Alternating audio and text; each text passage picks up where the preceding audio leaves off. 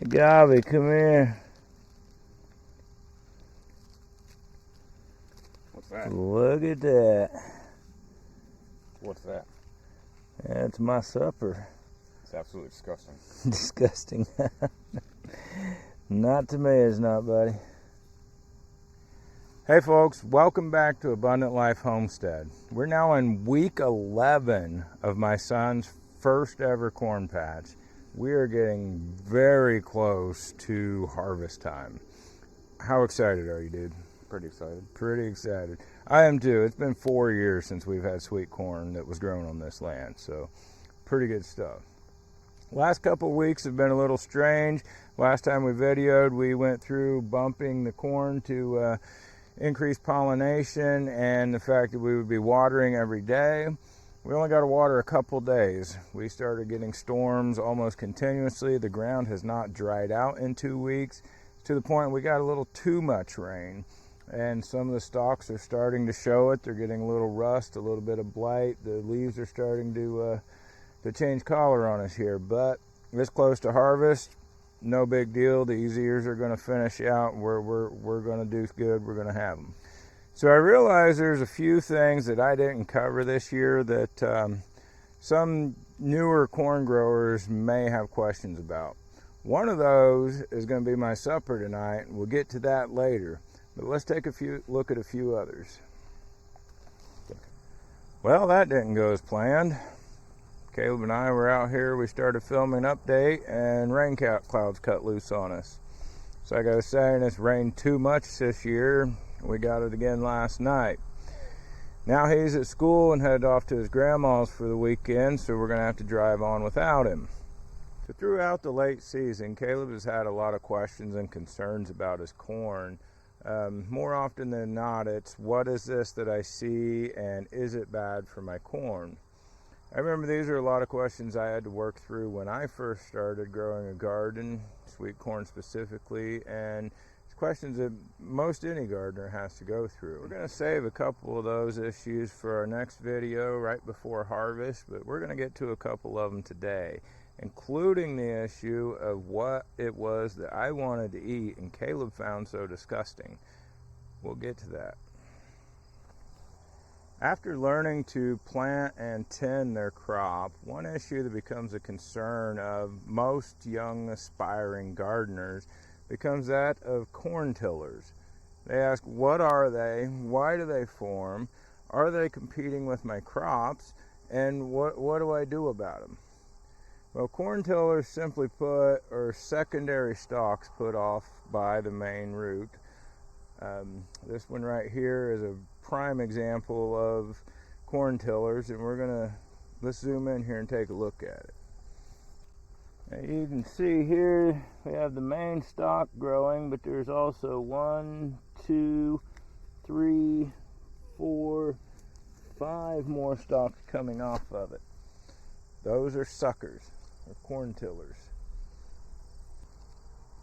Most often, corn tillers will grow just like the main stalk. They get tassel, they get ears. Sometimes they get deformed. We'll talk about that part another day. But now, why do they form? You know, I remember growing up fishing with Grandpa, and in the coffee shop, in the bait shop, the old men would inevitably talk about corn tillers this time of year, and it seemed like everybody had a theory for why corn tillers grew. It was too much nutrients or not enough. It was too much water or not enough. Too much sun, not enough. Some of them would say that if the corn gets damaged, it causes tillers to grow. But thankfully, Purdue Agronomy has done the research to find out just why. And their answer to many of the theories is yes. Genetics only play a slight role in whether or not a variety of corn will or will not grow tillers. Some are just more prone to it than others. But the reasons for why they grow, Purdue has found out, are generally environmental, and the biggest ones would be plenty of food or nutrients and plenty of space. So basically, if you're giving your corn optimal growing conditions, it's going to grow tillers. But now aren't they competing with the corn? And I'd always wondered that myself, and according to Purdue, no, they do not. Research showed that when you let the corn tillers grow, there is no significant impact on yield for the crop. Personally, I continue to let them grow because the tassels tend to come out the same time as the main stalk, and that just adds more pollen to the whole crop. Once in a while, let's go down the aisle here. Hope we can see this in here, but every now and then you'll have a tiller put on a full ear. It's not something you want to depend on, but I think when Caleb sees these, he's going to get pretty excited. So that leaves with, what do you do about the tillers? And well, I think it's pretty self-explanatory now. Leave the tillers grow. But also, if you were raised to take the tillers off, they found it does no harm to remove them. It just kind of wastes some time and effort. So leave your tillers grow. You might get a little extra surprise out of them. Fair warning, what I'm about to show you is diseased corn. I did this on another social media platform a few years ago. I grossed out a lot of family and friends. So if you're an individual with a bit of a queasy stomach, no offense taken if you skip on ahead or just back on out and have a nice day.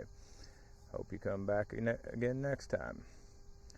If you're still with me, what I want to show you is this beauty right here.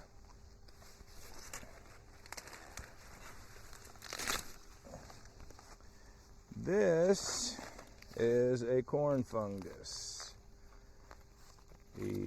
Those of us English-speaking Americans, we unromantically call this corn smut, though in some circles you will find it called corn truffles. And I think it sounds much better the way our Latin American friends call it, which is Huitlacoche. It is, like I say, it's a fungus that grows on your corn. It's not a mushroom. These are actually infected corn kernels along here. It can take over your corn crop in any wet season. Like I said, we've had a whole lot of rain lately. Caleb was out here cutting it. He just learned about it. He just learned about it last night. But we were cutting it out of the tassels and off of the ears, and I've seen some fresh growth this morning even. A lot of people will tell you get it out of the field, get it far away. We go ahead and do that, but honestly I don't think it matters as far as infection goes. It's in the soil, it's in the air, you get the right conditions, some of your corn is going to get it, and I've never seen a time where all of your corn gets it. So here's another ear that's been infected with smut. It gets black and slimy really quickly.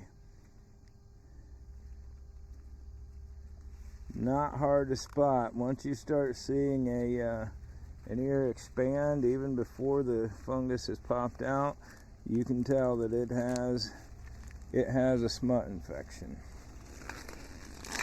We're going to get this one out of here. And you can also find it growing on your tassels sometimes. This tassel in particular happens to be a tassel-ear, so it's got smut growing on the kernels of the tassel-ear, but you can also find it up here. We're also going to cut this one off. Or break it. We're going to get these out of the field. So what do we do about corn smut? Nothing. Really not much we can do. Much like the tillers, it's really brought on by our environmental factors. The spores are going to be there, and it just depends on what kind of year you have.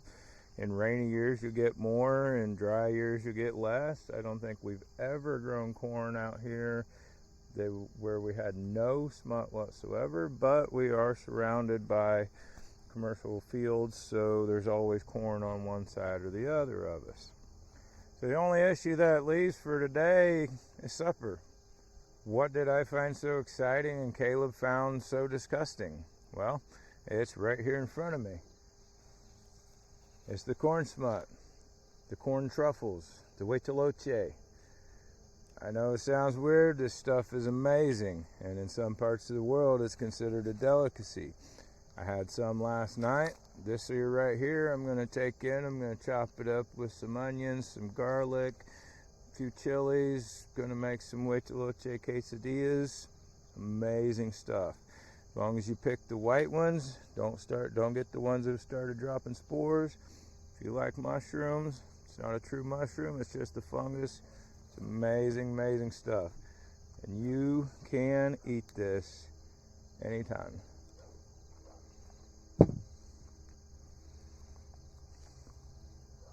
Just because it's a disease doesn't mean it ain't good.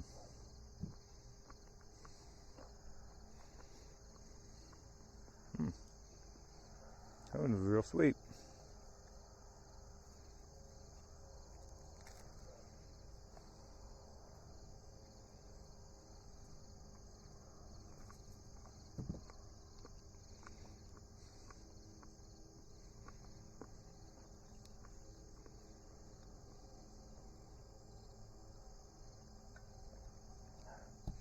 So I thank you for watching today.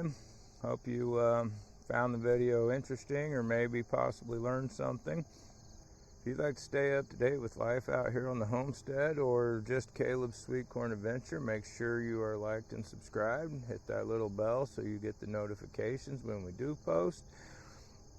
And until next time, keep nourishing your dreams, cultivating your passions, and embracing the beauty of God's creation. Have a blessed day.